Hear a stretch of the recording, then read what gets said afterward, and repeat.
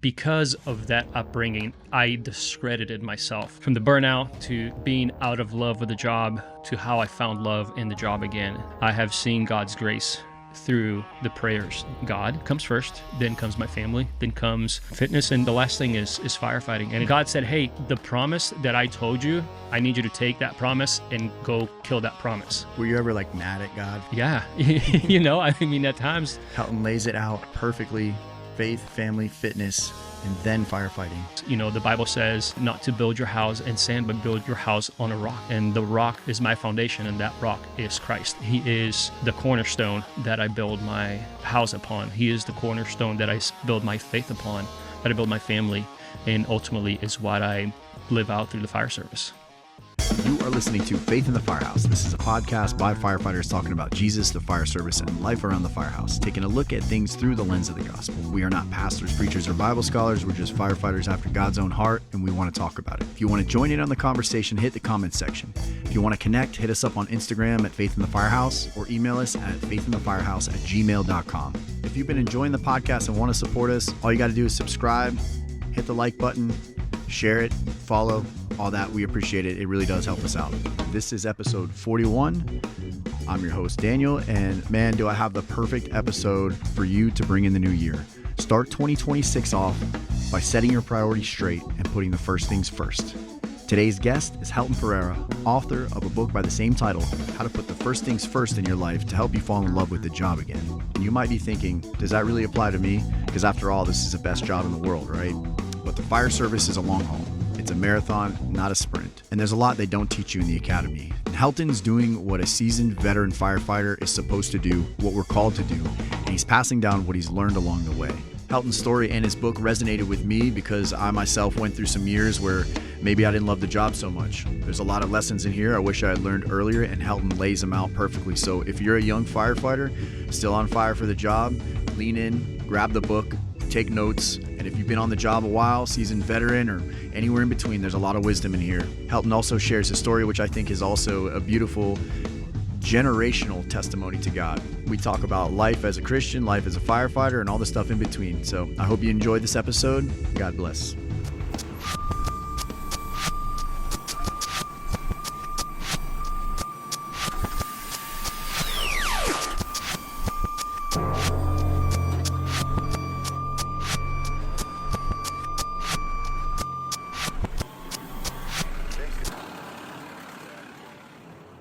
Dear Lord, thank you so much for the opportunity you give us to just come in and sit down and have a conversation about putting the first things first, Lord, and giving you the first fruits. I want to invite you into conversation and hope it blesses the men and women that are going to be listening to it. So once again, thank you for the time that you give us to be down here, and let this conversation be edifying to us and to everybody that's going to be listening to it.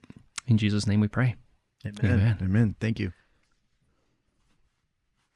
All right. Yeah. Helton Pereira, welcome, man. I am really excited to have you down here, man, and I can't thank you enough for making the trip, to take time out of your schedule and come down and hang out with us. We've had a great time since you've been here, and kind of feel like we should have had some microphones rolling the whole time because we've talked about so many good things. Thanks, Danny. Appreciate you having me here and opening up your home, opening up the schedule, the time for me to come down here. I'm excited to have this conversation with you. Yeah, I think it's going to be a good conversation here, and I think we got a lot of stuff to cover. But yeah, we connected. We were just talking earlier this morning. We connected earlier this year, and I was looking back through our messages, like, was that May when he reached out to me? Because I feel like I've known you so much longer. Yeah, man, we took a walk this morning, and we're trying to figure out, the timeline. I truly feel like it feels like it's been longer than just a few months. It feels like it's been a couple of years that we have been just connecting, and it's been a good few months. So, yeah. Yeah, I think it's awesome that just a testament to what God will do in placing people in your life that you connect with. But it's also a testament to who you are as a person, and you are relatable. And I think some of our connection too might be through our paths in the fire service. Mm-hmm. There's some parallels, but there's also some contrast, which I'm excited to get into because, we've talked in the past about how important our testimony is and that it will reach people, and everyone's got a different story. And mine got a little rough for a while. And from the faith perspective, I wasn't always walking with God. So there was, I'm probably more of like the prodigal son. Like I ran away from the faith, and then came back. And then there's other people who have, they're the older brother in the story? There's two brothers, right? Who never left. And, so there's different people who are going to relate to that story or however many different stories in different ways. But we've been in the fire service about the same time. I got my first job in 2007 and with Orlando in 2010. And I think you were around the same time. Yeah, I got in on the job in 2008. Yeah. I was started as a volunteer in 2006 and then got on the job in 2008. Yeah. Yeah. So we're right there, seen some of the same changes probably, and felt the roller coaster that this career can be. And I'm really excited to share what that's, that brought out your book, First Things First. We're going to talk about that. But before we get too far into it, I'll give you a quick introduction. Helton Pereira, follower of Christ, husband, father, firefighter, lieutenant, and author, a member of the worship team, podcaster, and also a friend and a brother. Yeah, so sure. Go ahead and tell the audience about yourself. What I love to hear is the stories of everyone's walk up to this point. Like, did you grow up in the faith? Did you have any moments where you walked away from the church? A surrender moment that brought you back? Challenges, trials, that kind of thing. And how'd you get into the fire service? Yeah, so I'll cover a little bit. I'll go back a little bit even before that. So if you can't hear the accent in my voice, it's there. You can pick up here and there. So I actually was born and raised in Rio de Janeiro, Brazil. So yes, the land of soccer, beaches, and Formula One. So I until the age of 15, I was in Brazil. My parents moved here around 2001 and went to high school here, started going to college here. And right around 2008, obviously, is when I joined the fire service. So I have my dad was a business owner. My mom was a stay-at-home mom until she went to college. She was an English teacher for most of her career. She was a assistant principal at an elementary school at one point, but her real love really was teaching English. And that's how, I learned English at such a young age. And so when I got here, I knew English, but didn't really speak it fluently until, obviously I was here. Older sister, younger brother. So just a bunch of good-looking family, I love the Lord for all my life. I was born and raised in church. So grew up in a Baptist church in Brazil. So people, when they say they're Southern Baptist, I one-up them with, I was Southern American Baptist, like I was really from the South American Baptist. So, so a lot of like missionaries that moved, that used to go and preach in Latin American countries. My mom was a translator, so that's why she spoke English for so long. So she used to do crusades and missions. So whenever American missionaries would come down, she would translate, the messages to them. So I kind of grew up in that environment. My family, actually, the church that we visited, that we belonged to, one of my great uncles was the lead pastor there. I know that a lot of my family members actually helped to physically build that church building that we congregated in. So just grew up in a faith-based home. My whole family, we used to all go to church together. So really, really blessed to have that upbringing. My earliest memories in church were the felt boards. If anybody went to church, singing the old hymns and the felt boards with all the Bible characters on there. So that was kind of like my upbringing, going to Sunday school, singing in the children's choir. My family, they were a family of prayer warriors. Man, I remember my mom being on her knees like at 5 a.m, some days. And I used to, get up early in high school and college. I'd see her on her knees praying. I know my grandfather was a big prayer warrior. He had those long prayers that whenever we were gathering as a family, it's like grandpa's praying. It's like, man, Grandpa's going to take the next 30 minutes to pray because he prays for each person individually. I was like, Grandpa, I'm hungry, man. Can we just, bless this food and eat? But just a really, really great upbringing, which, has helped me translate that to my kids. I want to pass those things on to my children. So I want to pray. I want to read the Bible with them. I want to study the Bible. I want to take them to church. So it's just helped me to transition and live that life out, with my family. That's a beautiful testimony in itself, man, because like I shared in the past, I don't really know what some of that looks like. We were kind of Christians.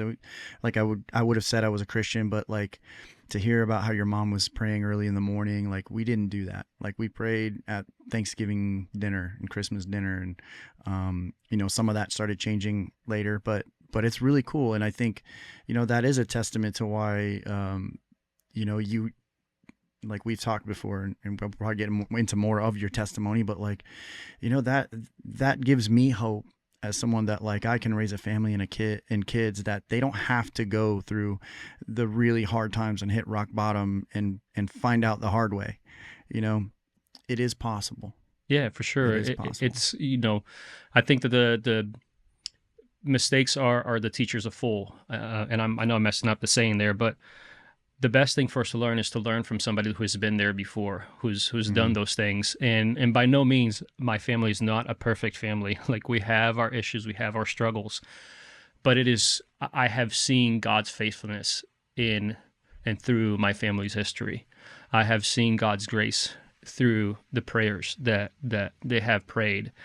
And one of the things that I can say for sure is that if you want to call it success, is not my own. It is also due because of the prayers that my parents pray, the prayers that my grandparents pray. I do the same. I pray right now for my kids. I pray for my kids' spouses. I pray for my kids' kids. They're not even there yet. Like my children are 13, 12, and 10, but I have to pray, for them and for their future. And so I know that the life that I live now is definitely answers to prayers that my parents and grandparents have prayed for sure. That's huge. And I totally believe that. I totally believe in the power of prayer. And, I know my mom had prayed for me for years before I finally came around. And man, that is awesome. It's beautiful to hear. Yeah. And I think it's also an encouragement to all of us, because we're just, as humans, we want to see the product of the things that we're working on. And sometimes it's just going to take seeds. And I believe that as Christians, as man of God, as leaders of our family, we are all seed planters. Like sometimes we're going to plant seeds that we're not going to see the fruits of, but we have to work hard at it and be purposeful in what we're doing, and just, I think that one of our jobs is to just sow seeds. And sometimes we may see the fruits of it and sometimes we may not, but I think that's where faith comes in, is just believing for the things to happen. And sometimes we will pray for years, and sometimes we'll have to wait for years. Fruits don't just grow overnight. So I think it's also a testament of our faith and our patience and our trusting God for that, for sure. Absolutely. And we had a good conversation about timing and going through seasons of waiting and challenge, and it always is long. It's always longer than we want it to be, but it's always longer than what you think it's going to be. You're like, I can wait. I can get through this challenge. And the same thing with people coming around or different things we want in our life. Like, we got to trust God, and he's got his way and he's got a reason for it. And, that will a lot of times is clear in hindsight. And you're like, oh, that's why. Or, in the case of like people coming around, it takes, a few different people in their lives, and the seed that you sowed into them is extremely important. Like I had a few along my walk that were subtle, small things, but without them, I don't know that I'd be where I am. So I highly, highly believe in that and encourage that, and encourage you to not get discouraged if you're praying for someone and you're not seeing it. Yeah, for sure. Because I think that one of the mistakes that we make as human is to, one, give God our timing, the things that we want accomplished, or expect things in our own timing. We have to remember that God created the earth in 7 days, right? and there's different beliefs that whether those are 7 physical days with 24 hours or if there were, Right. longer periods of time. But whatever it is, like things happen in order that we don't understand. We had some conversations as well that I now have. My kids are asking some questions about heaven, hell, eternity. My 10-year-old son wants to read Revelation. I was like, dude, go for it. But at the same time, I was like, don't read it. It's very confusing. Yeah. And there's like, in a way, we are that 10-year-old child when it comes to things of God and in the grand scheme of his plan for us in our lives, that sometimes he just has to say, hey, listen, just like he did with Abraham, right? He said, listen, you need to take your son and you need to go up to this mountain. And man, we just got to believe it, man. I don't know. I don't know where the wood's going to come from. I don't know where the lamb's going to go from. But just think about this.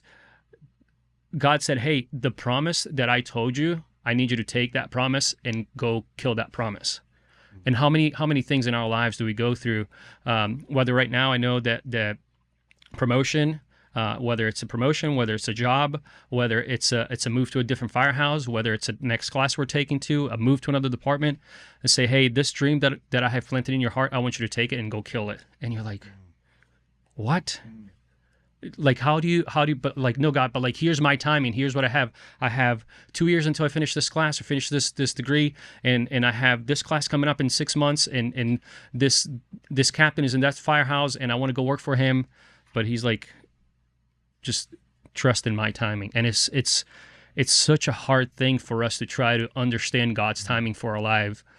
Yeah. And that's where trust comes from. Our trust in the Lord and our faith in the Lord comes from. And we have to know and understand that his love, his mercy, and his grace has the best interest in our lives.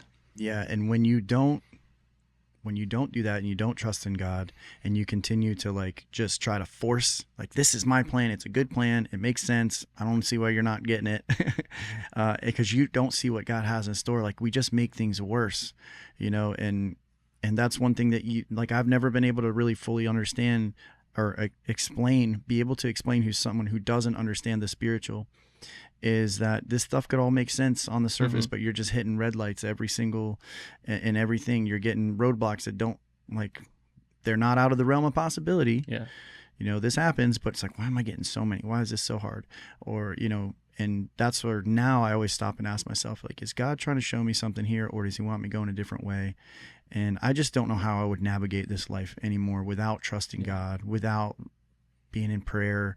I mean, I got to the point where it's like, I don't even know which shoes to wear today. Lord, you tell me, because like, you do everything, but obviously we can't. We got to walk it out. But yeah, and it's easier said than done, right? I mean, these are like, before we started recording, you had a song on, and we've been both singing it the whole time. Like, I trust in God, my Savior, the one who will never fail. It's such a great song, so easy to sing, but like, to live that out.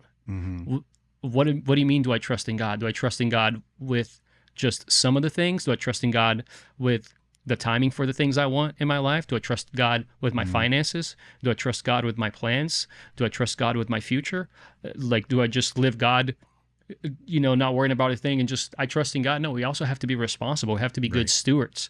But it's a easier thing said than done. Simple, not easy. I want to circle back to us talking about Abraham and Isaac and sacrificing. God, if you haven't heard the story, Abraham was asked by God to sacrifice Isaac, and it's like, he wasn't just asked to kill his kid. Like, he fully trusted that God, whatever God had in store, was better. Yeah. So, and he probably believed that if he sacrificed him, God was going to resurrect him, or that God had a better plan.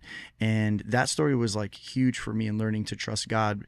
And again, most people I know the story, but 2 years ago I didn't really. He provides a ram. There's a ram in the thicket, and he ends up using that for the sacrifice. And that pushes me so much farther in trust, knowing that there's a ram in the thicket somewhere. I don't see it, but I'm sure this is what God wants me to do. There's he's going to provide. We all wish we had that hindsight pair of glasses on, to see where after the fact we can Monday morning quarterback every decision that we have made and done. But as we're going through the storm, it's very hard to walk through the storm. We talked a little bit about that we weather some storms through life, and we don't know how to navigate it. But on the back end, we're like, oh man, if I should have just done A, B, C, or D, it would have been easier. Same thing with a fire call, right? Like we go into a fire call, we're like, man, at the moment, that's the decision that I made. Looking it back, that's why command has a lot better. Exactly. They're standing back here, and you're right here. God is back there. Yeah. He's seeing the whole picture. Quite literally, God is in command. Yeah, right? Exactly. And so when we're like, no, man, I got it. Just give me 5 more minutes. I'm still in here. I'm getting it. And they're like, no, man, like the fire's through the roof. Get out. Yeah. So it's, we just got to trust in God and believe that he has the best in mind for us. So you have pretty much maintained your faith. I know you've had some hard times, like we all do. No one gets out of this life alive. But you want to talk about any moments of real doubt, real challenge, and if there was ever a moment where you felt what I call a surrender moment, and maybe you were still holding on to something from God. Yeah. So as I shared with you a little bit, I have been a Christian since I was out of the womb. My parents have been in church all my life. Was been a believer for a very long time, since an early age, and I have never felt like I have walked away from God. I've never walked away from faith. There's definitely been times where I haven't been walking as close to the Lord as I should have, and when I say about that is not in a legalistic way, like praying every day, reading the Bible every day. We go through phases. I was a teenager once. I was a young man once. Yeah. Were you ever like mad at God for something? Like, yeah, I mean, at times, probably yesterday. Like I think that there is. It is a human emotion to again, going back to what we just said, like we don't know and we don't understand the things of God and the plans he has for us. So, and I'll just say that it's okay for us to have those feelings. It's not okay for us to live there. Right. So it's very important for us to understand that, because at the end of the day, God designed those feelings, those emotions in us. And so it's okay for us to have them, just not okay for us to live there. So what I'll say is, yes, I have had times of disappointment where, man, I wish that, my heart, that's what I wanted for me. That's what I wanted for my family. And it didn't happen. And I could even say that I am going through one of those moments right now, of yearning for something, wanting something, but it's God answers us in 3 ways, right? It's yes, no, and not yet. And the yes, we love the yes. Yeah. The no, we're like, oh man, but the not yet, it's just like, the not yet is really, really hard. And so those are the periods of my life that I would say that my faith has wavered, is the moments where God has just said not yet to me. And so those are the times that you're like, okay, fine. Then you start pouting, you stomp your feet, and you just, you don't walk as close to the Lord as you should. So for the greatest majority of my life, I thought that I've been a good kid. I'm a good Christian kid. I never drank, smoked, or went to jail, which is a good thing. I would agree. But at the same time, I was like, who is going to want to listen to what I call a vanilla Christian? That's such a vanilla Christian. I'm not a Ned Flanders type of guy, but I am just a kid that grew up in church, never got in trouble, never did anything wrong. Again, not perfect, but just I have had a really great upbringing. I'm again not on my own accord, because I have people that prayed for me and that had taught me and that had showed me how to do things, showed me the importance of praying, reading the Bible, going to church. And so because of that upbringing, I discredited myself. I said, nobody wants to listen to a guy who has done everything right, a perfect Christian. I have everything short of a white picket fence, It's like in America, we love and in culture, we love the comeback stories, but we like the drama. Yeah. Yeah, for sure. But there is a time and a place for a good feel-good movie, It gives us hope.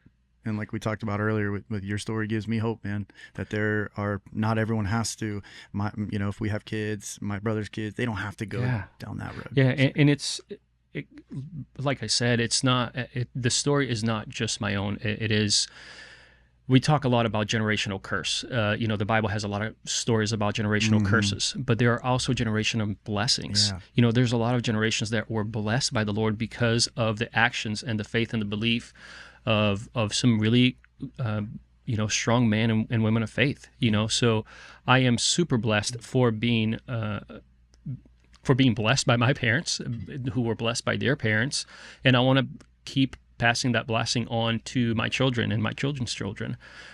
It is something that it is what my pastor call EROI. It's an eternal return of investment. What I invest in my family, in my kids, it is something that's going to be passed on for generations. So my parents and grandparents prayed for me, and I want to pray for my kids and my grandkids my grandkids and great grandkids. It's something that I want to keep giving. So living through this vanilla Christian life, I never really thought that nobody wants to listen to me. Who wants to listen to a guy who's lived a perfect life? But like you said, there are people out there that they have shared with me. They're like, man, I wish I had your testimony. I didn't want to have to go to jail. I didn't want to have to go through a divorce. I didn't want to have to go through insert whatever, rags to riches story that a lot of people have. And so I'm super blessed, man. By no means I'm the perfect person. By no means I'm the perfect Christian.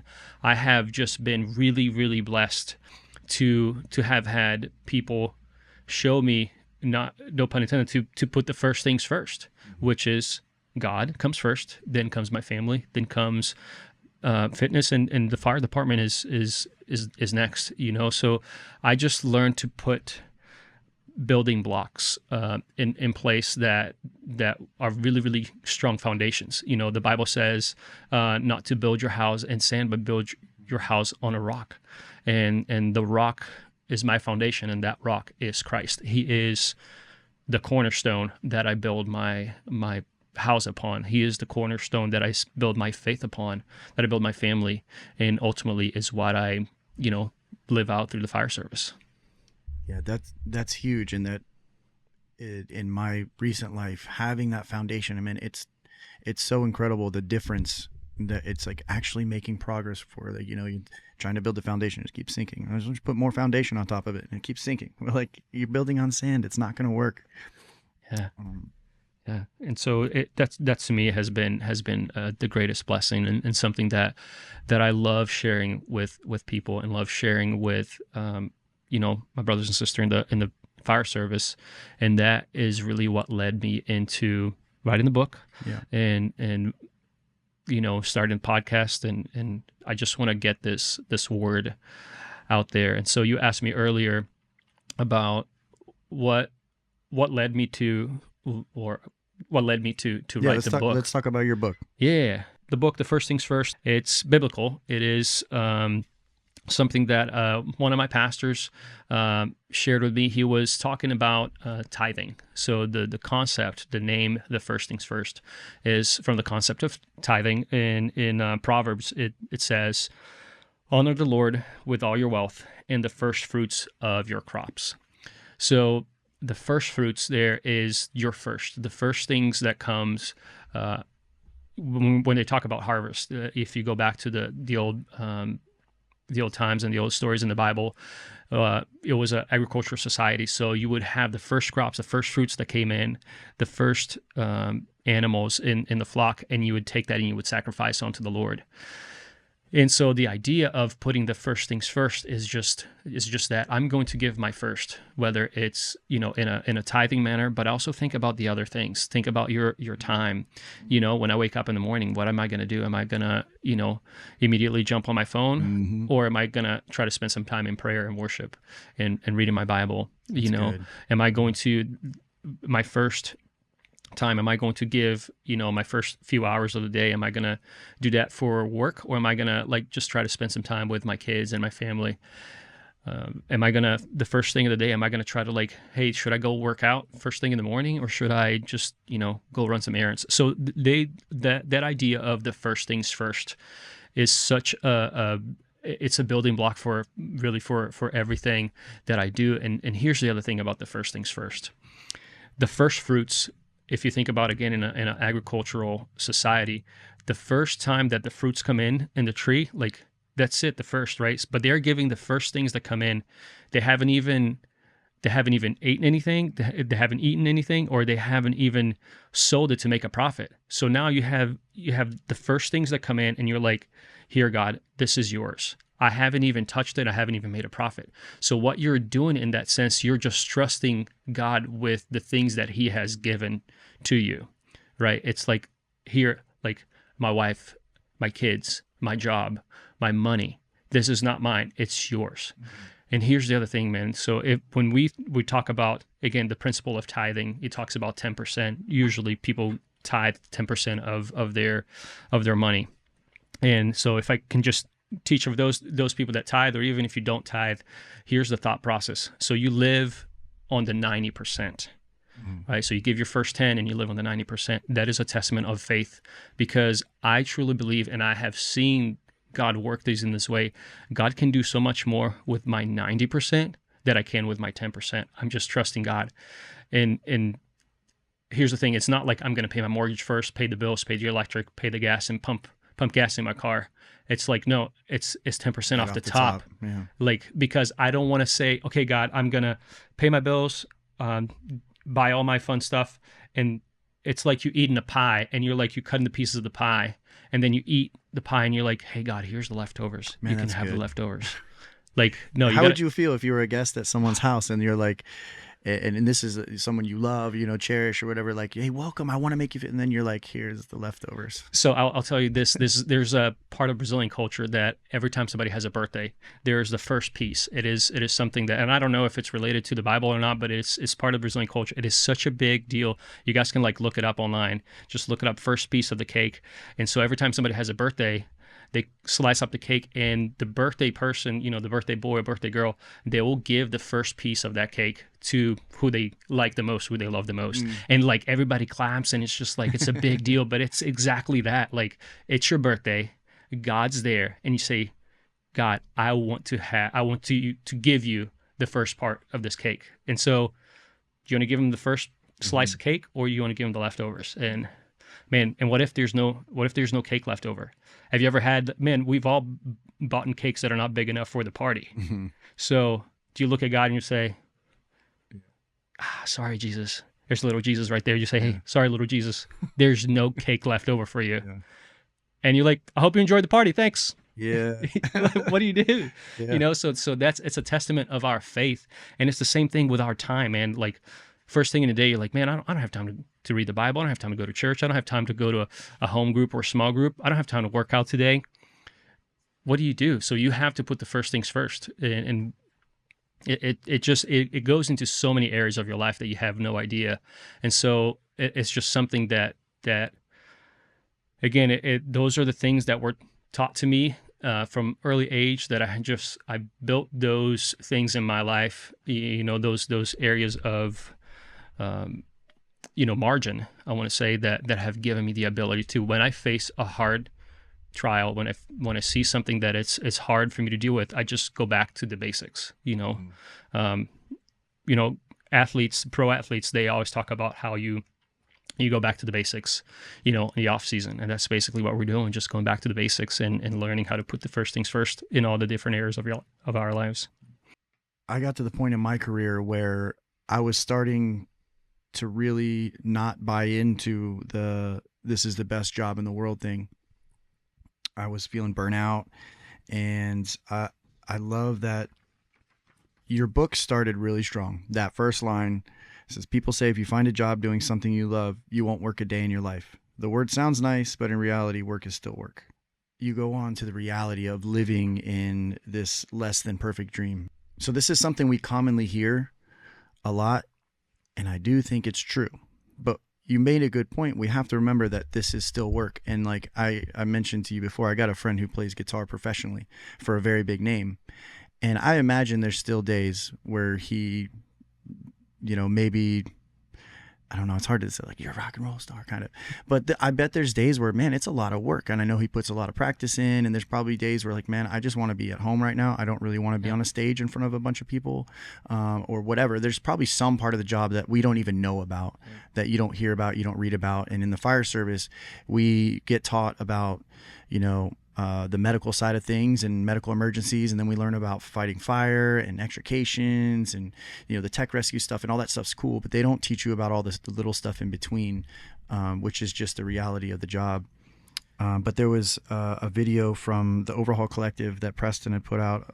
It was a video of James Muller, who passed away, and he's just talking about how it is the best job in the world, and if it's not, you're not doing it right.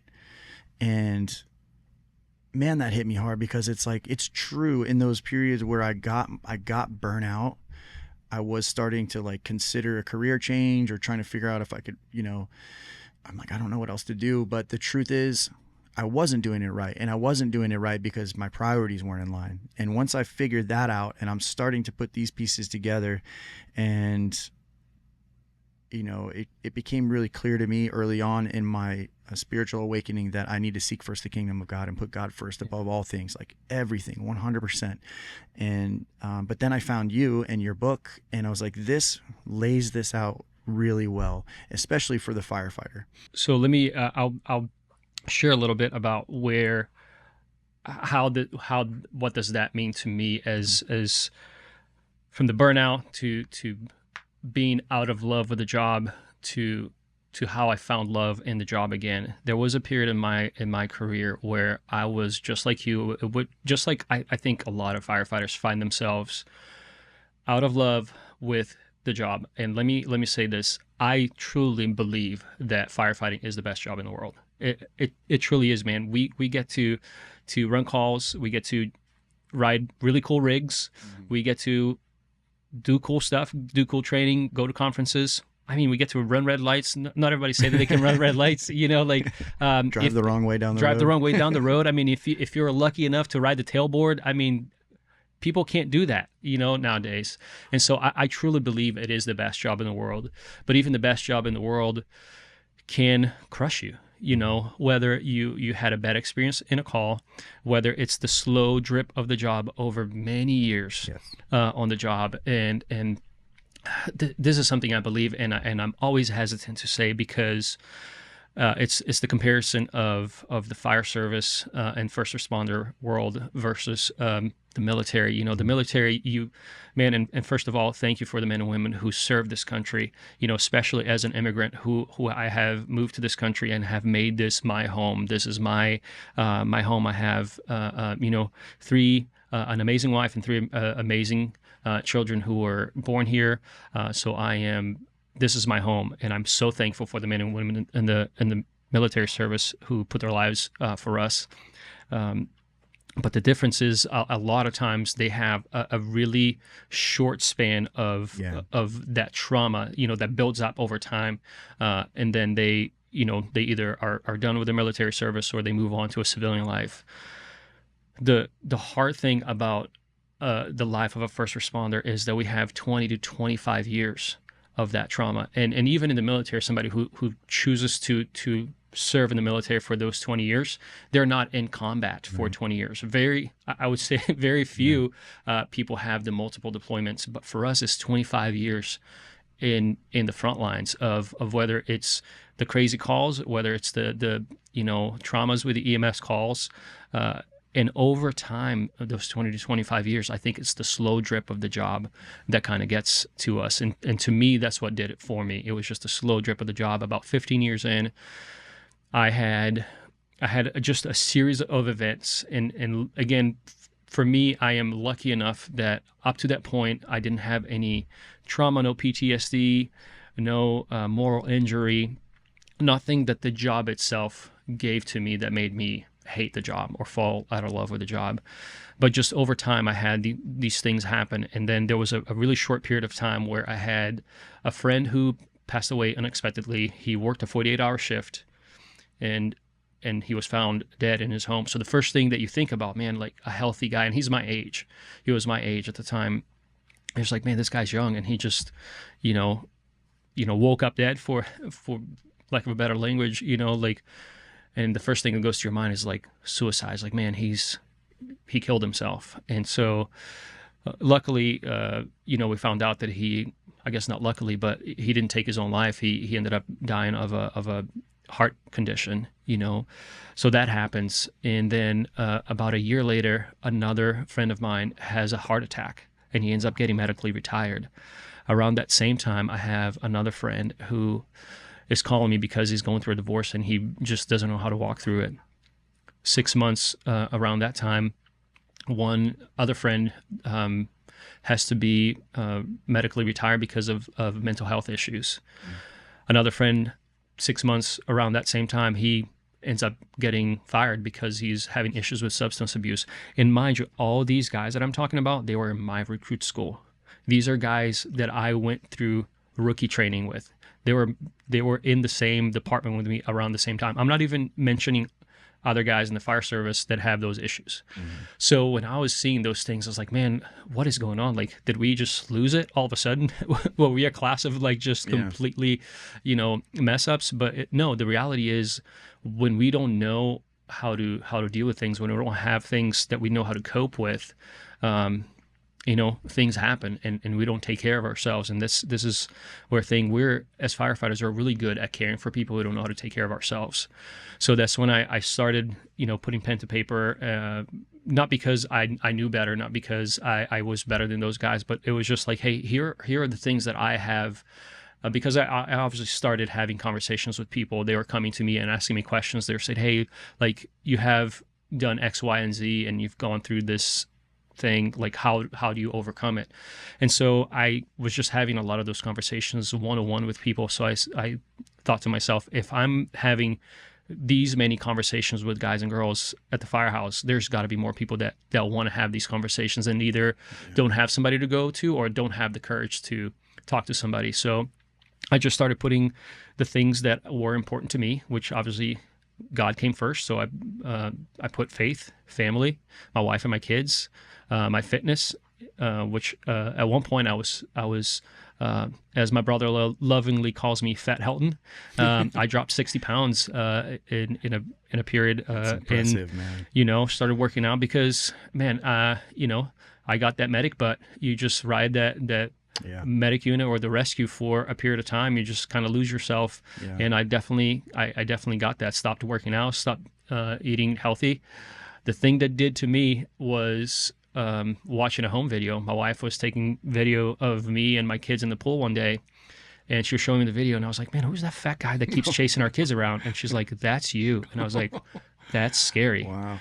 So not that alone, but like my blood pressure was up, and I was like, man, so I had to make that change. And the last thing is firefighting, and it is last for a reason, because if you get the first things first right, the job is just so easy. And so that's where the book came from. Is out of a place that I just wanted to help people with the things that I was that I think that I was able to get right in my life. And so my heart is just to help guys and girls along to be able to get those things right so they don't fall out of love with the job. Because, as I said, man, it truly is the best job in the world, but it is just that, right? It's at the end of the day, it's just the job. If you look at it, it pays the bills. And so we can't throw ourselves into the job, because I think that is one of the mistakes that we do sometimes, because, like I said, man, it's a really cool job. Yeah. Man, like, just we look cool with our uniform on, with our hats. Fortunately, I don't get to wear a leather helmet, but if you can bend your leather helmet and wear cool chocks on your helmet. I can't put chocks on my helmet either, But dude, like, it looks cool, right? I don't mean to sound cheesy, but riding the rigs and running the calls. And so we just pour ourselves into the job, man. It's like, man, I want to be good. I want to be a good fireman. I want to be able to deploy the hose line. Like, how many times do you get dressed before somebody else and you're like, come on, dude, I'm waiting for you. It's because we have that passion for the job. We shine our rigs, we wash the rigs every day and keep them shiny for a reason. It's because of the pride that we have for the job. But then that is instilled in us as rookies, right? You make sure that this is done, make sure your gear's set right, and then that just gets ingrained in us, and so that's what we do. We like pour ourselves into the job. We want to make sure that we're the first in the rig and we're the last ones, to go to bed at night, because we want everything perfect. And so we go to classes, we take conferences, we take promotional exams, we want to take the next step, and then all of a sudden it's 15 years in, and I have neglected my wife and my kids because I have poured myself so much into the job. I say, listen, babe, I'm a fireman. I got to be there. I got to do this. So just trust me on this. And now I haven't spent time with my wife and kids, and I have put their priorities in the back burner. And that's how we end up with old salty firemen sitting at the kitchen table complaining about their wives and complaining about their kids because they are not happy at home because they did not take care of themselves. They didn't take care of their families. And so it's an identity problem, really. It's what it is. So if you can realize that, again, you're first a child of God, you are made and born for a purpose, and if you're a good man of God, a good woman of God, and you take care of your spouse, you prioritize them, you raise good children, you take care of yourself physically, mentally, and spiritually. Dude, the job is easy. We were joking earlier, right? It's about pulling hose and throwing ladders. At the most basic description of the job.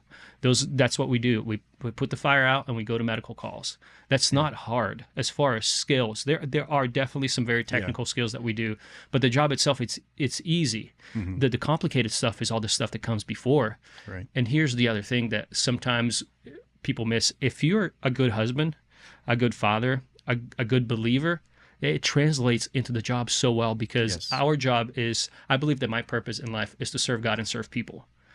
And so if I'm a good servant at home, man, it's easy. The job of a fireman is to serve God and serve people, because you're taking care of people both out in the community and in the firehouse.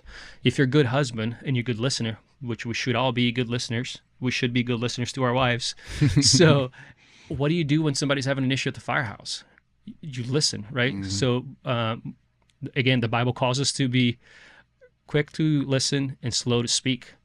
So if you're having an issue at the firehouse, somebody comes up to you, like, as men, we're all like, do you want when our wives come to us, what do they say? Do you want to listen? Do you want you want me to listen, or do you want a solution? And so that's perfect. We got to be good listeners, and if we listen and we can help people out. And in a way, now that as officer, you're getting ready to be an officer, that's like having children in the firehouse, man. We all know because we all have been those kids in the firehouse doing stupid stuff. So as a parent, as somebody who has to teach and raise kids, that's what you're doing with some young guys and some young girls at the firehouse. You're just teaching them and raising in the way that you could be, bringing them along, in their career, lifting them up and teaching them the right way. And so it just translates into so many areas of the fire service that's important. Yeah. And you put firefighting last. So it's faith, family, fitness, and then firefighting. And that might be controversial for some people. But especially when you're kind of younger in the job and maybe younger in your marriage, because your wife's, if you're not putting her first, she might be hanging on for a little while, hoping that things are going to change or whatever, or it's not a big deal until it is. It's kind of one of those things. And then once it is, it's like when people aren't putting their family life and their wives before the job, you might think that putting the job first is going to make you the best firefighter. But down the road, when now you're going through a divorce or you're stressing because things aren't, working out, and you say that when you're young, and I've heard that, leave your home life at home. If you're going through a divorce and you're having trouble with your kids because you weren't there enough, you can't leave that at home. No, it's going to come. It's just not happening. It's going to come into the firehouse. We've all had those bosses who are dealing with things at home. Yeah. That is overflowing into the firehouse. Yeah. And those are the ones that, compartmentalize, quote unquote. And what that looks like practically is they don't tell you that they're going through divorce. I've had a few guys that are like, don't tell anyone. I'm like, which is fine. I understand. But, you know, when I had you have a direct relationship, work relationship with someone, and you don't know that they're going through divorce. I found out years later, or like not years later, but months later to a year later, like my lieutenant was going through divorce. Like, oh, no wonder he was a little edgy. Like, I'm like, you know, no wonder. And then it's so you can try to compartmentalize, you can try to not tell people about it, but those actions are going to show. Yeah. And it gives us more grace to know that, like, hey, you're going 100%. Through this. Yeah, I had a conversation about that with somebody. He was asking me exactly that. I was like, hey, what do you think about compartmentalizing things, like leaving things at home and work at work? I was like, don't do that. You know, don't. He's like, should I press it down and push it down on my rucksack? I was like, no, man, because that rucksack is going to explode. Yes. It's going to be heavy. Yeah. You know, and we had the conversation about, I was sharing an experience with you about Pastor Andy Stanley. He had a illustration about, you know, two mugs. You know, one mug's had blue beads and the other mug had pink beads. And it's like the wife and husband arguing, you know, and when they clash, you know, beads would go everywhere. The pink beads would come out and the blue beads would come out. And we would say, well, it's because you made the blue beads come out and you made the pink beads come out. And the problem is not, you know, the argument or the conflict. It really is what's inside that cup and what's inside that mug. And so when you have, you know, somebody in the firehouse that's going through a divorce or going through depression or going through some bouts with PTSD or whatever it is, if you don't tell somebody, all that's going to spill out of that person is those issues. Even if you don't know, if they don't tell you, it's because they're going through something. And we are relational beings, man. And if we know how to relate to one another, I truly believe that. And I have this idea, and I'm trademarking this. I have a class that I plan on you know, calling relationships in the fire service. If we understand relationships in the fire service, that's I think it's a big part of what it is. Understanding those relationships, dynamics of you know, a boss to a firefighter to one another. It's so important for us to understand that, because I spend 24 to 48 hours with you. It's really important for me to have a good relationship with who I'm having.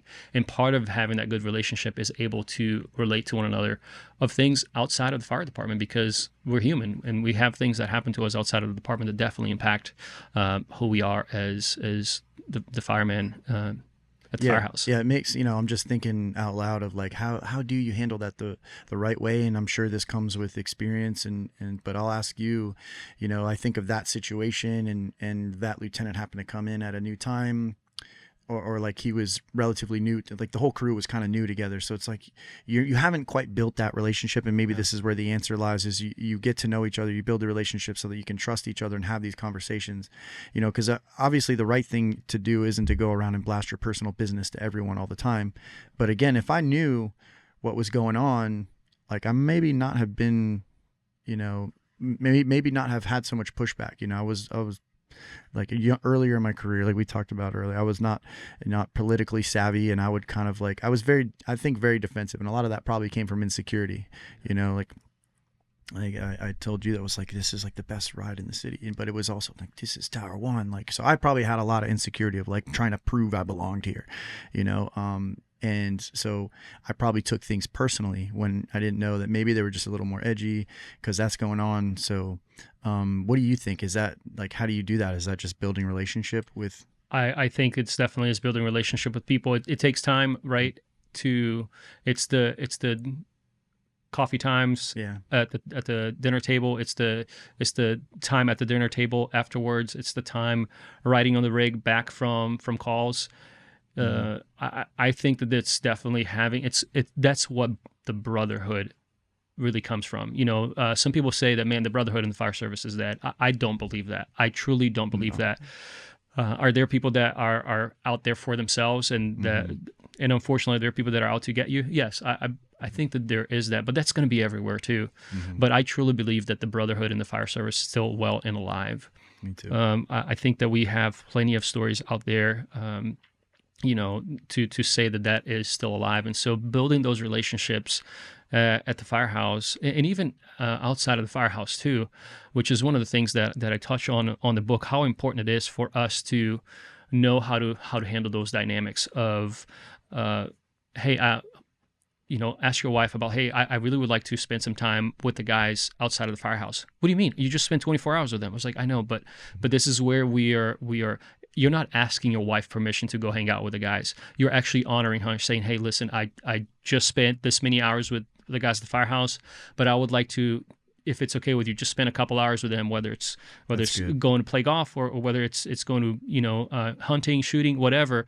You're honoring your wife. Say, hey, listen, this is my time with you, but are you willing to give up a little bit of us time for me to, build up that relationship with the guys and the girls at the firehouse? Because, and I think a lot of wives understand that, like, we're walking into burning buildings with these guys, and that's how that relationship is bought. And so if you haven't spent time in the tailboard with those guys, you're not going to be able to spend time, pouring your soul out and your heart out to them, because I don't know you. If all I do is I come into the firehouse, we check the rig out, and then you go spend 24 hours in your bunk. Mm-hmm. I don't know who you are. So you have to spend that time with people, grow that relationship for you to be able to trust. Yeah. So sometimes you gotta make the effort and be intentional about it with the outings and stuff. And I like that. That's really good what you said about, just how you conversate with your wife about it. And, other guys might overhear that. And I've heard that from both sides, men and women, like, oh, you got to ask your husband to do this, or you got to ask your wife to go out. And it's not about asking. It's not that she's in charge or I'm in charge or whatever. It's about respecting her and like you said, I think you said honoring her, like, hey, I think this is important. Honoring our time with our families is super important, because when you're taking time away from family and taking time away, whether it's to hang out with the guys from the firehouse or even if it's to work overtime. So this is one of the things that I learned in the hard way. And this is one of the things that we struggle with as firefighters, because again, we love the job. We love what we do. We love it so much that we work so much overtime back in the firehouse, whether it's training, whether it's taking more classes, whether it's just picking up an extra shift. And so when I understood that I was taking time away from the family to do those things, and somebody put it this way, is especially when it comes to overtime, because we all do it, man. We all want to work that extra shift to make some more money, but at the end of the day, it was like, how much money are you willing to be paid to take time away from your family? So it's a fine balance that you have to find that balance and knowing, okay, when is it time for me to hang out with the guys? When it's time for me to pick up overtime, and be intentional with the time that you spent with your wife, be intentional with the time that you spent with your kids. It's definitely something that I learned and I touch, on the book about that. Especially with the kids, like, you don't get that time back when they're growing up, Oh man. You don't get that time back. And, while we're talking about family and friends, this is a concept I believe I learned from you, and if I didn't hear it from you first, you definitely solidified it, the way that you prioritize your family. So we have the priority of faith, family, fitness, firefighting, but within that subgroup, it's wife and then kids. Yeah. Which to me, like, I don't know, I guess I never really thought about it. We don't have kids. But I could see how in other relationships, some guys, like, they love their kids and kind of are annoyed by their wife or whatever, or maybe they just don't put her first. And that is very obvious with you and your family. And so talk about that a little bit and why that's important. Yeah, man. When I tell people that I have 3 kids, people are like, oh man, 3 kids, you must really love kids. I was like, no, I really love my wife, So if you don't get that, just think about it a second, because here's the thing. Without my wife, there will be no kids. So she comes first in our family unit, because she's the one that I fell in love with. She's the one that God put in my life for me to live out, my purpose as a husband and as a father. And so without her, I wouldn't be a father, And I think it also solidifies, and there's even research on it.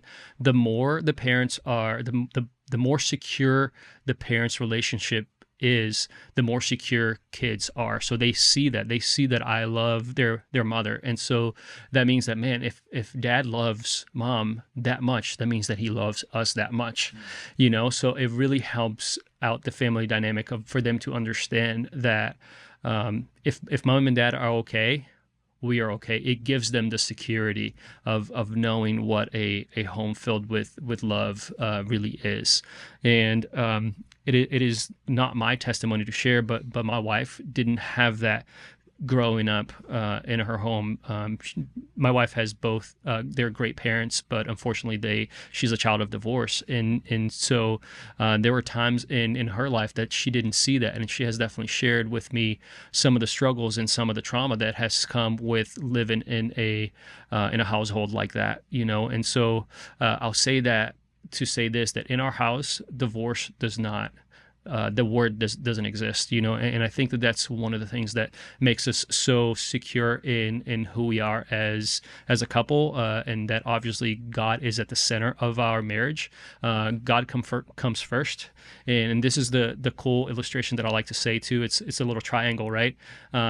I love first, and Teresa loves God first. And so we are at the bottom of that triangle with God here at the top.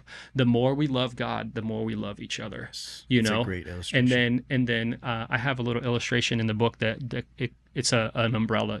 God is the umbrella over us, and then comes me as the protector and provider of our family, and then my wife is underneath me, as the loving protector of our children who is under our protection and providence. And so that's just how we have structured our family, and it's so important for us to spend time together, for the kids to see that we're spending time together.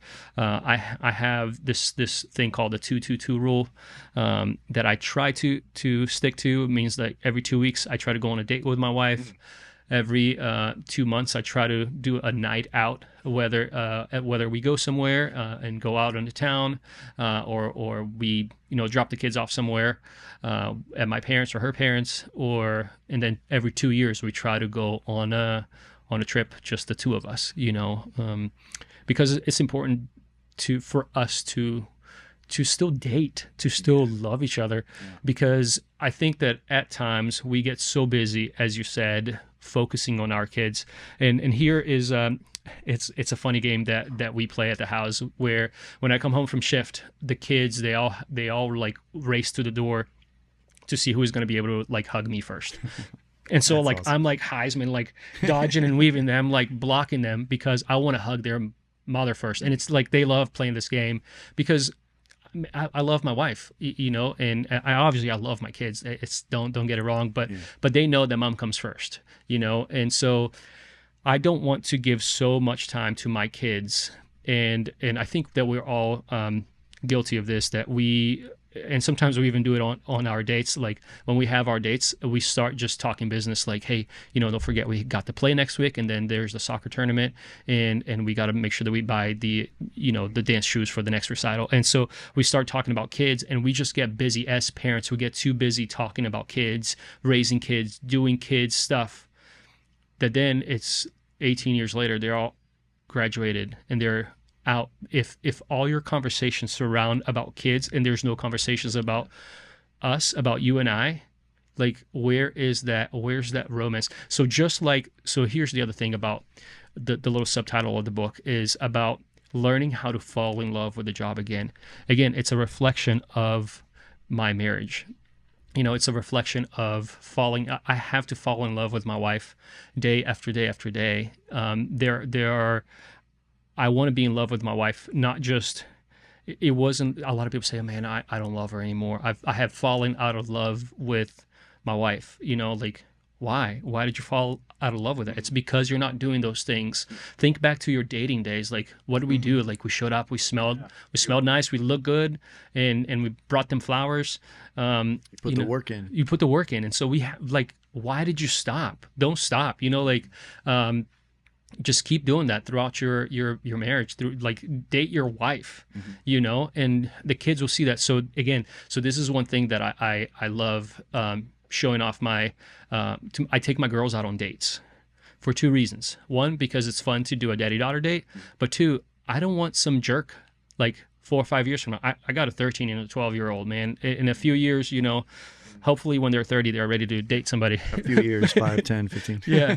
But like, I don't want some jerk just be like, hey man, I got my cool Honda Civic. You want to take, like, get out of here, dude. My dad takes me to like, nice trips. You're not going to impress me with a movie in They're going to know. Yeah. They're going to know what a real date looks like. Yeah. So looks like. yeah, date your wife, date your daughters, because they're going to see how I treat their mom. So they're going to know how they should be treated in the same manner. I have a little guy at home who I'm teaching how to be a man. Hey, this is how you treat your wife. This is how you love your wife. And we have to, show them in a way. And I think it's our responsibility as parents to show our kids how to be good husbands and how to be good spouses. That's really good and really important. And the fire service definitely needs that. And because there's so much more information out there today, like that we should be doing better with divorce. And, there's nothing that sucks more than hearing somebody that they just retired, they meet the finish line, and then they get served papers. Yeah. That's such a tragic thing. And I think it is because they put their wife on the back burner for all these years. And, yeah, we got to be able to finish, race the race, run a good race. Yeah. There's another verse, and I don't remember the reference, but I have fought the good fight. I have run the good race, and that's what we have to do that in all areas of our lives, both in the fire service. There's a saying that says, I don't want to just be a good fireman. I want to be an old fireman telling old fireman stories. I want to live that life beyond the fire service.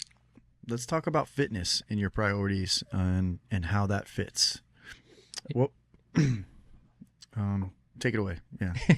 Yeah. So fitness for me, man, I think it's important. It is an important part of our building blocks that sometimes I think it's one of the easiest things for us to let go, whether because we're busy, because we are tired, because we just don't have time to do it at the firehouse.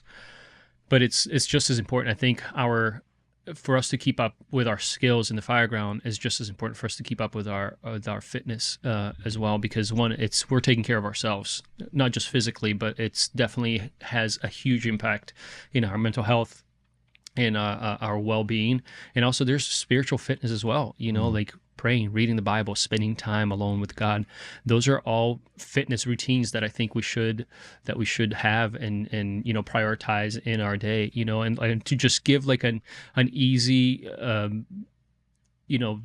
script for you to follow is, believe it or not, sleep. Man, sleep is the number one thing that you have to prioritize in your health and fitness.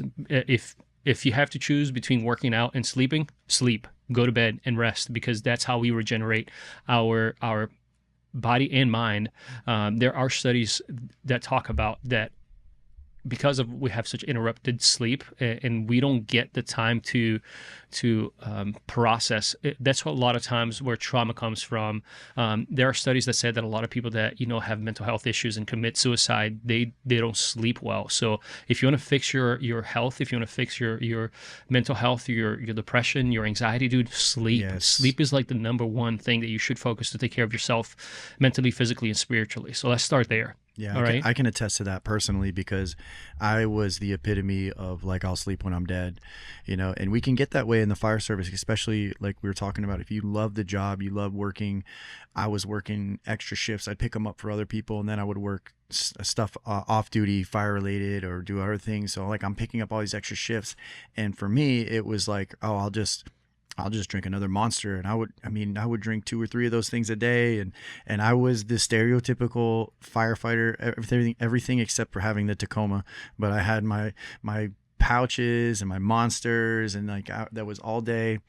But eventually it catches up with you, and that stuff will help you get through. But it's going to have an impact. And one of the ways that it impacts you is like you already said, like you're not recovering. And when you're not recovering, you're not retaining information as well. So you're not learning anymore, and or as sharp, like, and your attitude and your mood and your facial expressions will show. Like when you're tired, I saw some of that somewhere, and it might have been in Matthew Walker's book, Why We Sleep, which you covered that in your book, and that's an awesome resource. Like well. we don't have time to go over the 3.5 hour that he sits with Dr. Andrew Huberman. So go listen to that podcast, go get the book. It's like $10 on Amazon, Why We Sleep. Huge and for it's us. It's so huge because, man, it saddens me to say, but my wife used to tell my kids, don't go around your dad when I got home from the firehouse. Like that killed me, man. When I found out that she used to tell the kids that, don't go around your dad when he comes home, like, what does that mean? Like, so I was edgy, I was, moody. And so after I focused on my sleep, she saw a change in me. She saw a change in my mood. The kids saw a change in my mood. And so, man, fix your sleep, take care of your sleep. And it bleeds again into so many other areas of your life because it affects the next thing, which is your work, it's your eating habits, so fix your when sleep. You're tired, you want instant gratification, and you want a snack. And I personally, this is my personal thing. I don't have info and studies on this, but I would bet you, there's so many people raising alarms about PFAS and cancer in the fire service and mental health and all that.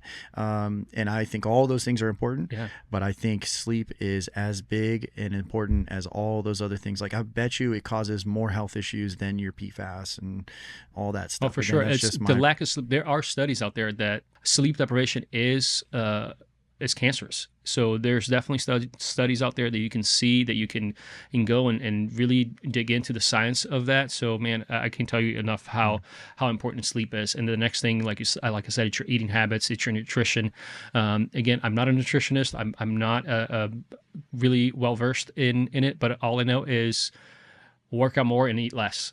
It's just don't have the candies and the sugars. Simple whole foods. Yeah, man, and plan your meals out. Listen, I love tater tots and sloppy joes, but like every shift, it gets old, man. And listen, if you want to like throw me off my game at the Firehouse, it's brats and tots, man. That is my Firehouse meal, like brats and tots. Oh, man, it's so good. But listen, we can't have that every night, right? We gotta balance it out. And sometimes, dude. Hey, are you in for dinner? No, man. Why not? And then you start getting guilty. Oh, hey, Helton's not in for dinner again.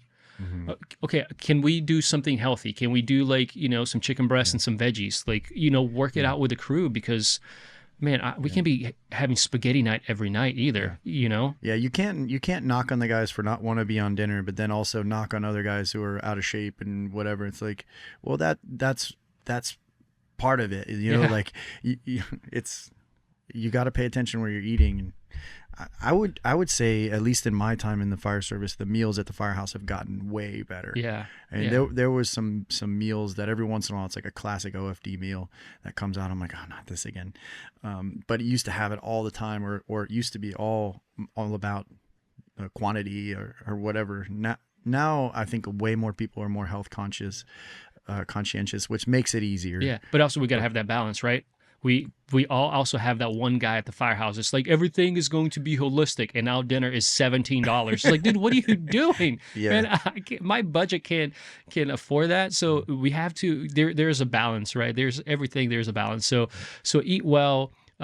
Exercise, which is the next part, which is really, find out a workout routine, man. When I started, working out again and losing weight, I didn't know how to put workouts together. I was that guy just going to like random pieces of equipment at the gym and like lifting it, pushing it. Like I didn't know what the heck a push-pull day was or legs day or like. And then I just had somebody, man, nowadays there's YouTube that you can find, Instagram. There's paid apps that you can do, man. And one thing that has helped me is just I sign up for like events or races. I just started running, man. And listen, I'm gonna sound like I'm high and mighty. I'm not, man. I just ran my first marathon this year. It's awesome, man. I'm 39, and listen, I didn't hit my time. I wanted to beat 4 hours and 30 minutes. So yes, Oprah and Drew Carey ran a faster marathon than I did, which is very demoralizing. So I'm going to do it again. I plan on actually, and now people can hold my feet to the fire. I plan on running another marathon this year. And I want to run an Ironman this year and raise money for Next Rung, So I want to run a marathon because an Ironman because and I'll get sciencey here. There's something called the mid-cingulate cortex in your brain, and this is the area of the brain that the more you do hard things, the more you want to like it makes you, basically makes your brain grow. Like it makes you. That's what we learned, how to be resilient, which is a huge part of that for us as firefighters. We need it, and so couple all those things together. Sleep more, eat well, and exercise, and man, you're just taking care of yourself, because again, we take really care of other people, but we don't take good care of ourselves. So take care of yourself, man. Do hard things, gear workouts, running.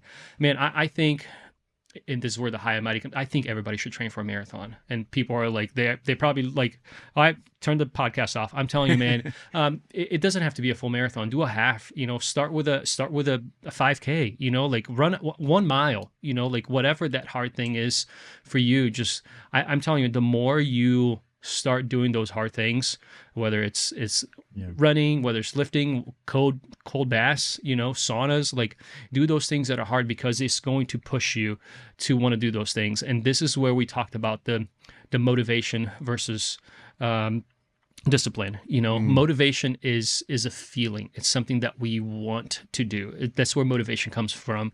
And we were just talking about, Goggins, listen, he's a crazy dude, but he doesn't love running, man. And just like there's a bunch of ultra marathoners too, like they don't love running 50 miles. They don't love running 100 miles. They do it because it's a challenge for them, but it's the hardest thing for you to do is run that first mile. It's pick up that first weight,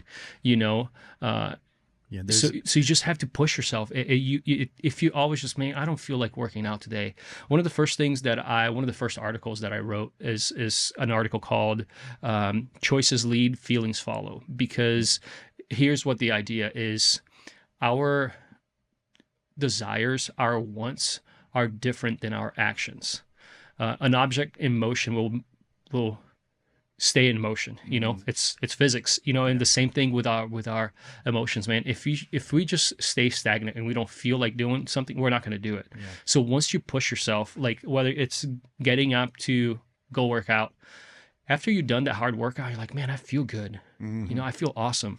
And so you got to choose to do those hard things. And as you do them, you're going to start wanting to do them more and more. It's that thing, man, when people start their diet journey and eating healthier, the thought of eating a cucumber or a piece of broccoli with dinner is just like, ugh, man, I don't want to eat broccoli. I don't want Brussels sprouts for dinner. Yeah. But you change that healthy lifestyle, and you're like, all of a sudden you're like, man, I really want to. You start craving those things, and in the same thing, like you can translate that into your spiritual walk with God too, into your spiritual fitness. Like, man, I don't want to, if anybody has ever done a Bible shred where they have to read the whole Bible in a short period of time, or even like there are people that like they take the whole year to read the Bible. Like, man, that's such a daunting task. I don't want to do it.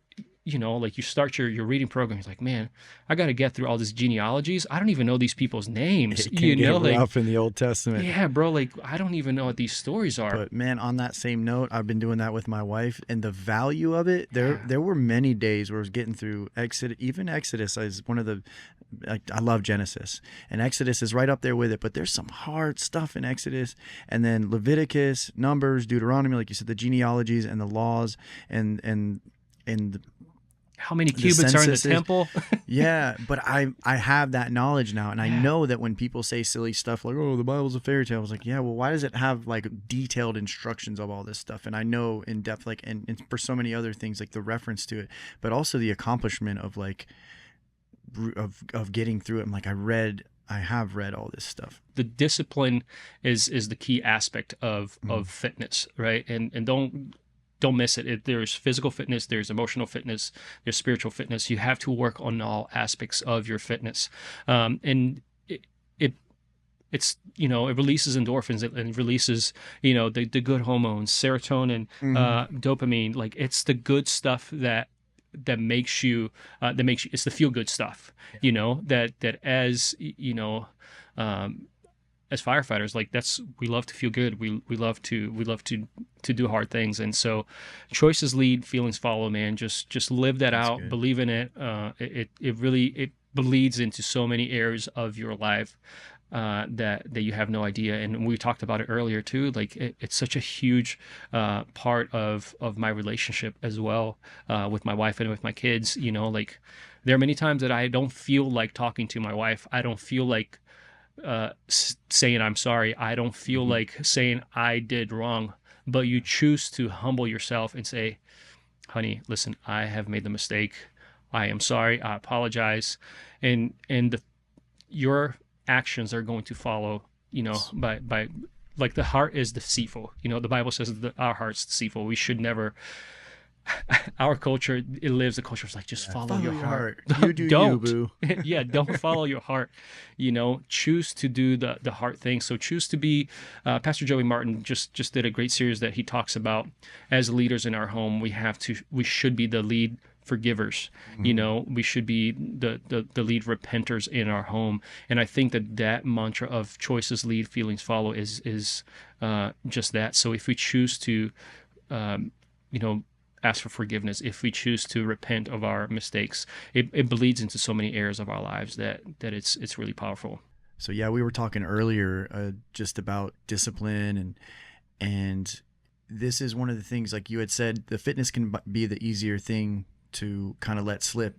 And as a young man in the fire service, like I probably would have disagreed, like, oh, I'm not going to be that guy that's going to let myself get out of shape, because you don't realize like how the slippery slope starts. And it is because you get a couple busy shifts, and I went through that period of my career. Like I said, I was overworking myself, I was on busy units, and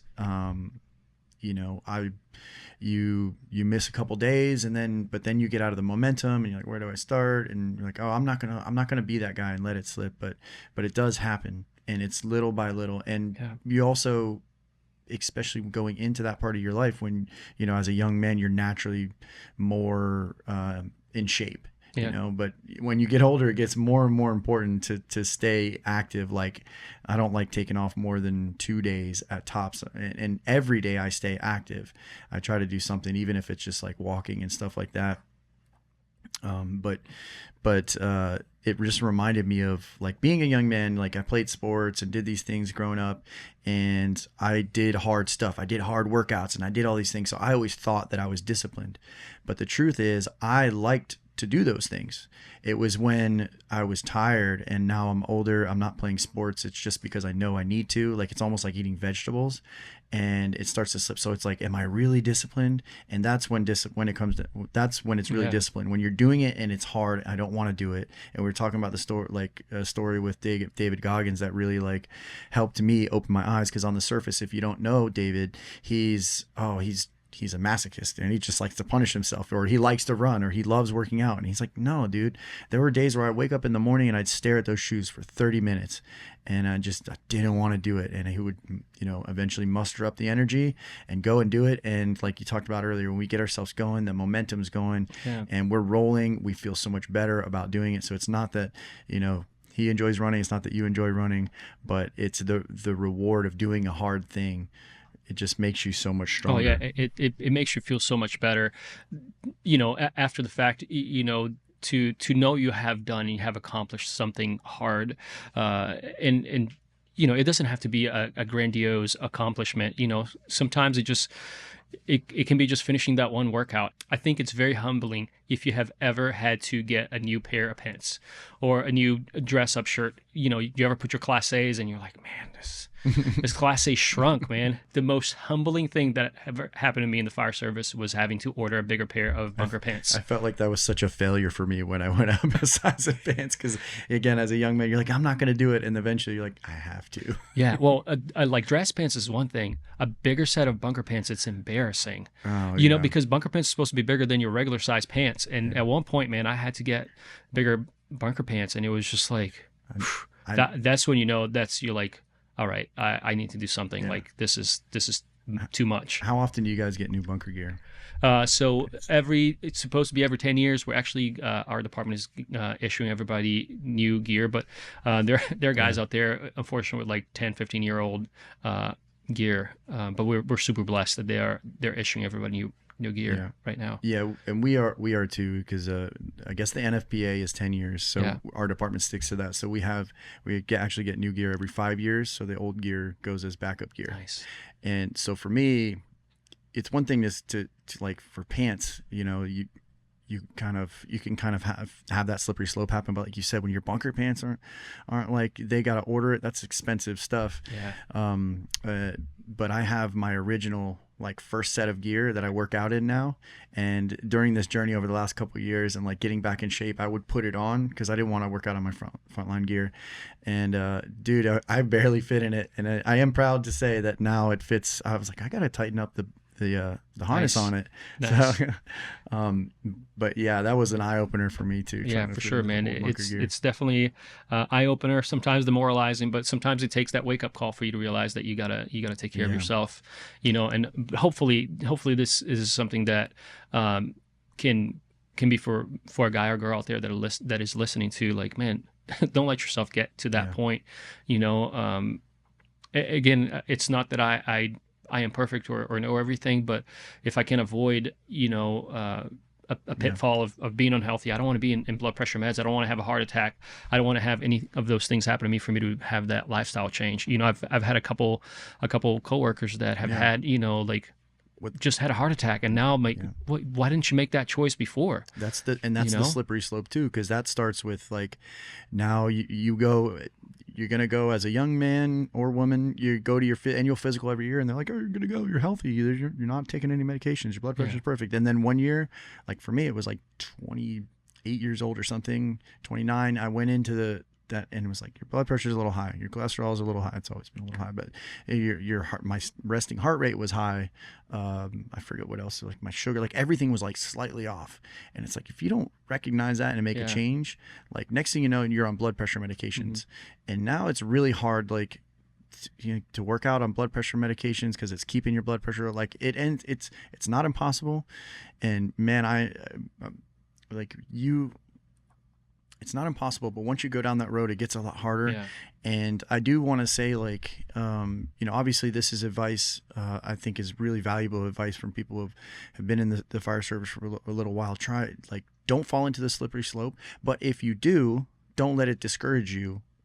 Because, like I had a wake up call of like, I'm out of shape, how did I get here kind of moment. And, it was really hard to get back in shape. It's been a lot of work, but it's been so worth it. So what would be your advice to someone who's kind of finding themselves in that space now? Where do you start?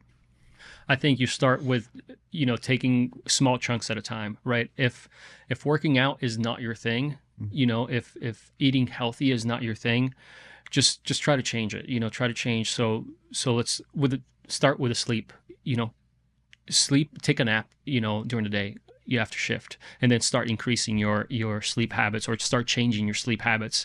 It's something that's really hard for us to do, with our profession, but you got to sleep train yourself. I think that's number one there. I'm a huge fan of the nap. And then, try to, drink one less soda, drink one less drink, drop the energy drinks. And then the next thing maybe have one, maybe they'll have the bowl of ice cream after dinner. So start small, man. And then, ask somebody to help you working out. Take the small little bites for you. We talked about earlier before about atomic habits, perhaps pairing one thing with one another. I forgot the name of the term that he calls, but like habit pairing. Yeah. Like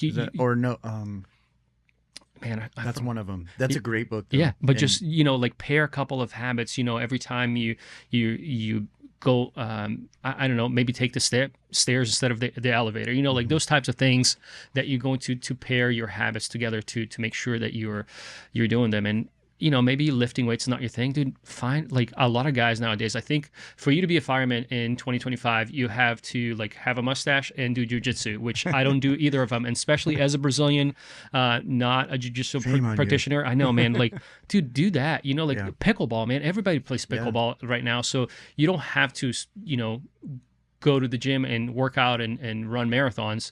Just find something to be physically active in a gym, and you start doing those things.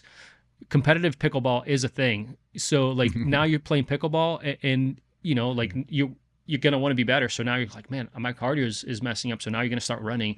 And so it's those little things, those little habits that you're going to start eventually. Again, mid-cingulate cortex is, you start doing hard things, you're going to want to do more of those hard things. And all of a sudden, man, now you're going from 1 mile to running a full marathon, and you have no idea how you were able to do that. And it's by those small habit changes. Yeah. One step at a time. How do you eat an elephant? One bite at a time. I'm a big advocate of walking. That was a big thing for me. Man. Just being on your feet all day long. If you're out of shape, and just being on your feet, like long walks, and then I started adding a weight vest, and we jog regularly with and without the weight vest. Yeah, at the Firehouse, man, throw a weight vest on, and 3.5 miles per hour at a 12 to 15 incline. Grab a buddy at the Firehouse, and just you can BS on the treadmill for 20 minutes, 30 minutes to an hour. Listen to a podcast. There are two really good podcasts that you can listen to while you're walking in an incline. So do those things, man. And I did want to kind of do a little shout out too, because we have, like you mentioned earlier, we live in awesome times, man. You can get on YouTube for some workout routines, or Instagram has been an awesome place for it. And both of us could probably share tons of people with you who would give you, some really good fitness advice. Prepared to Fight Fire. You had Julian on your podcast. Yeah. I went through his program for a couple months. That was a huge help to me to kind of turn things around. And then, follow Fit to Fight Fire. Yeah. Follow the Salty Rookie, puts out a workout every single day. So there's probably many more. I can't name them all. Yeah, so you find one that works for you. And, personally, I kind of like to go through maybe 3 months or so of what I'm doing. Like, I'm doing mostly gear workout, functional type stuff, and I'm about to go back into more like weightlifting. But this is after 2 years of being out of shape and just getting up and walking, taking that small bite, getting up and going for a long walk, do some runs. Let's just do some push-ups. I'm just going to put my gear on for 10 minutes today and throw a ladder or do a search or whatever. I'm going to start small, because if you're not in the habit of working out in your gear all the time, like I know, like I would say in the firefighter circles, like online, and the people that, this is obvious, we should be in our gear, but there's a lot of guys who don't ever put their gear on if they don't have to. And it makes such a big difference. So yeah, I wanted to kind of put that out there, man. Go look up some of those people. One thing that stood out to me about this book is how it put into words that something that I lived for years. I spent a long time chasing self-help, reading books, listening to podcasts, gathering information. But just because my priorities weren't in order, I was still a mess. And honestly, I was probably way worse off, just like a more informed mess, right? And everything changed when I finally gave it to God and put things in the right order. So once faith became my foundation, everything else started to fall into place. And that is why this book is such a useful tool. Helton lays it out perfectly: faith, family, fitness, and then firefighting. That's going to bring clarity. It's going to put everything in the right order. It's not just theory. You break it down practically. You have some really good stories of your own experiences. You have some from others. It's a solid resource, organized intentionally, and it will give you a roadmap, for those young firefighters out there. Like, that's why we're out here preaching. That's why I do Faith in the Firehouse. I don't want to see people go through what I went through spiritually. That's why Helton's here. He doesn't want to see you do it. We want you to succeed. And this is just a great resource that needs to get into the hands of especially some of those young firefighters.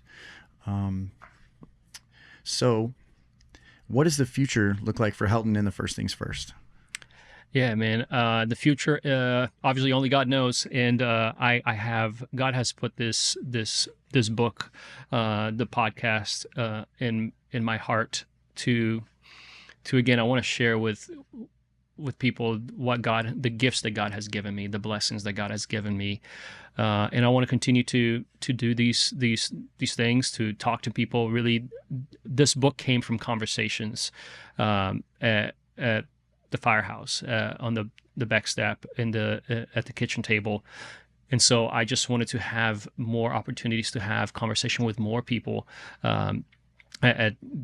at different firehouses, at different fire departments. So I hope that I can go out to places, perhaps, if anybody wants to invite me to come and share this message in their podcast, in their firehouse, and in their fire department, I'm definitely open to that. So and it's not about, we talked a lot about the struggle.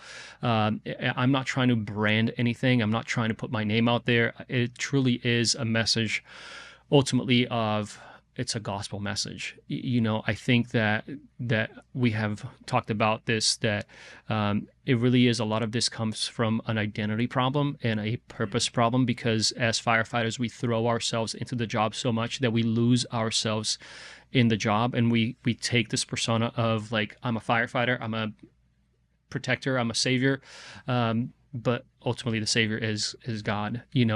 I think that one of the things that we have to understand is that God first, and then everything else. If we get the God part first, everything else becomes easy. I think that firefighting is the greatest job in the world, but it ultimately is just a job. I believe that we do have to have a calling to do this job, because it takes a toll in your family. It takes a toll on your physical body, in your mental state. And so it's not for anybody this job is not for anybody. So I believe that if you have the calling to do this job, I think we also have a duty to do this job well. And I think that God really is the only one who can help us to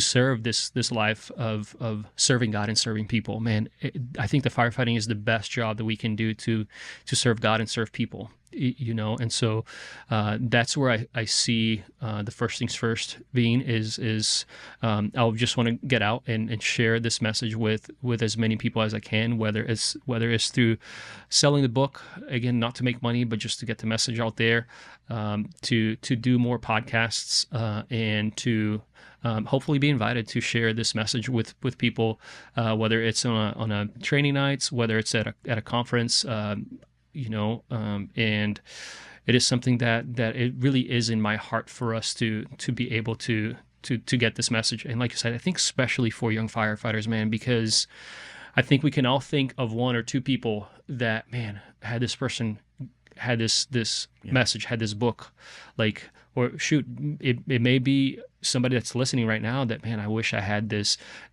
knowledge like 15 years ago. I wish I had this knowledge before I went through my divorce. I wish I had this knowledge before I went through all the things that I went through, because I think it's important for us to know the building blocks of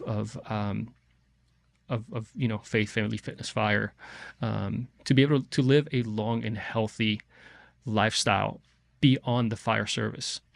As I already said earlier, I did not come into this world as a firefighter. I come into this world as a man of God.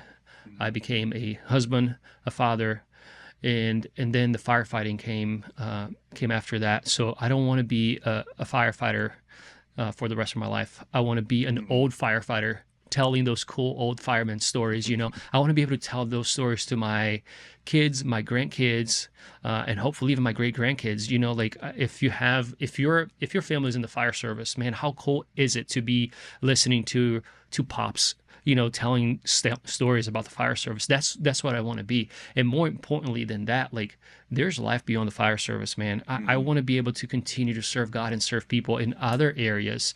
I think that I feel called to the fire service. I feel called to help people in the fire service. So, man, there's so many guys out there that are retired and they're still poured into the fire service, even after retirement. So I would love to be able to one day do that, to continue to give back to the fire service, even after retirement. But for you to do that, you have to live well through the fire service, man. You can't be. How many stories do we hear of guys that retire and then are sick and die shortly after, man? I don't want that. Sometimes within a year, and you're like, man. Yeah, and it's and one part of is because they lose their self identity. They put their identity in the fire service and they don't know how to do anything else besides that.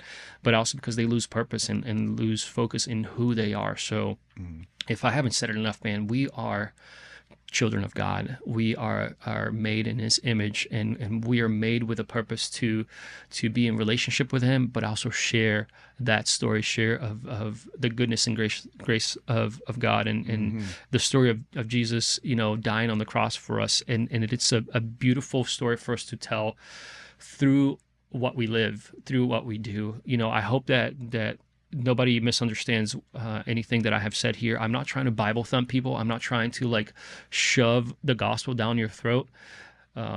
One of the things that I want to do is just live out my faith through who I am authentically, not trying to be somebody that I'm not trying to be the perfect Christian. As I said earlier, yes, I call myself the vanilla Christian who never had anything, but I hope that is encouraging to people to know that, listen, you can be a vanilla Christian. That's why it's called a born again Christian. So if you have had that life of hardship, if you have had that rags to riches story, that now you are, you have found the gospel, you have found Christ again, man, you can be that born again Christian, and from now on, you are that vanilla Christian. That's awesome. I'm glad you said that, because that's the hard part about going from rags to riches, is you still deep down, your habits, your identity is in the rags part, or in, and it really is being reborn again. And you have to know that, and that you are a child of God, that you are worthy of redemption, that you are not that person anymore. Mm-hmm. And that's how you make real change. And only Christ can do that for you. There's no other way. Yeah. I just don't think any of the other worldly ways will truly get you there. Yeah. They can't give you a new heart. Yeah. Just give it, give it all to Jesus, live a life, for Him. And man, I don't know how else to say it. Just everything just works out better. And listen, don't get me wrong. I'm not saying that I'm not selling a prosperity gospel. I'm not saying that come to church, read the Bible, pray, and your life will be perfect. No, in this life, you will have trouble, but do not worry. I have overcome the world. We had a conversation about, as Christians, or as human beings, God will never give you anything harder than you can't handle. No, for sure. And I'm not saying that, I'm not saying God is going to give you those hard times. Sometimes He allows things to happen because that is how we grow.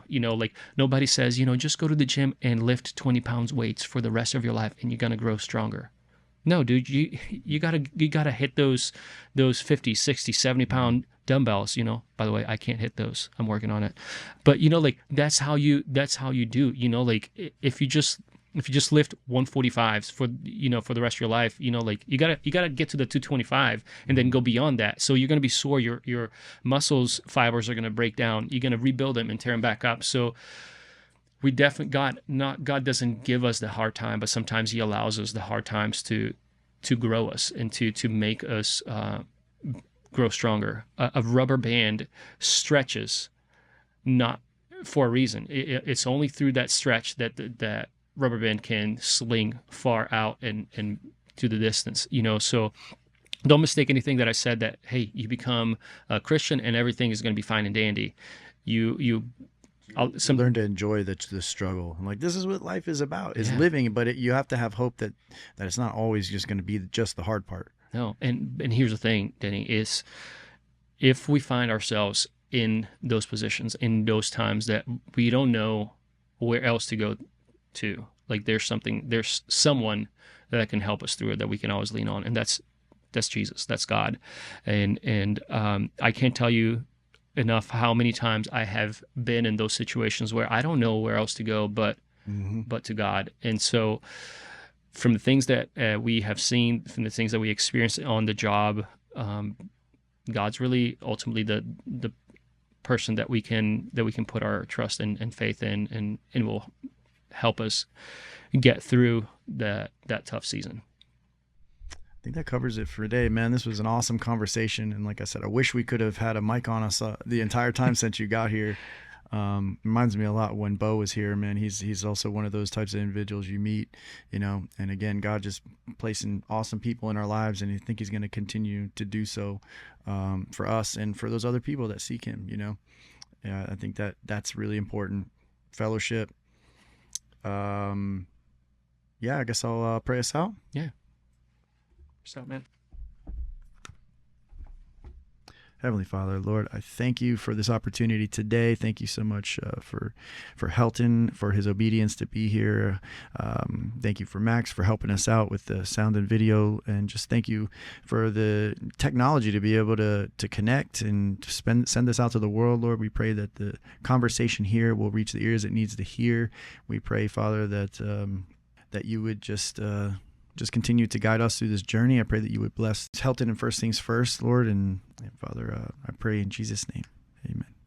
Amen.